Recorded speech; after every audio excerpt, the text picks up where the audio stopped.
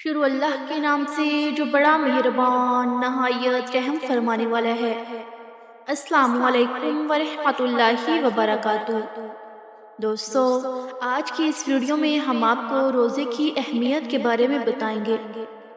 حضرت محمد صلی اللہ علیہ وآلہ وسلم نے فرمایا کہ ہر عمل آدمی کا دھونا ہوتا ہے، اس طرح کی ایک نیکی 10 تک ہو جاتی ہے، یہاں تک کہ 700 تک بڑھتی ہے، مگر اللہ تعالیٰ نے فرمایا روزہ خاص میرے لیے ہے اور میں خود اس کا بدلہ دوں گا اور اس کا اجر دوں گا، اس لیے کہ میرا بندہ اپنی خواہش اور کھانا پینا میرے لیے چھوڑ دیتا ہے۔ اور روزے دار کو 2 خوشیاں نصیب ہوتی ہیں، ایک تب جب وہ روزہ افطار کرتا ہے، دوسری تب نصیب ہوگی جب وہ اپنے رب سے ملاقات کرے گا تو اس کا رب اس کا بدلہ دے گا تو وہ خوش ہو جائے گا، اور قسم ہے اس ذات کی جس کے قبضے میں محمد صلی اللہ علیہ وآلہ وسلم کی جان ہے، روزہ دار کی منہ کی بو اللہ کے نزدیک مشک سے بھی زیادہ پسندیدہ ہے۔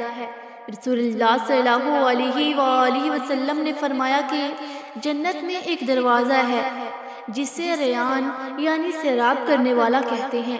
قیامت کے دن اس دروازے میں سے روزے دار جائیں گے اور ان کے سوا کوئی اس میں سے نہ جا پائے گا، اور پکارا جائے گا کہ روزے دار کہاں ہیں؟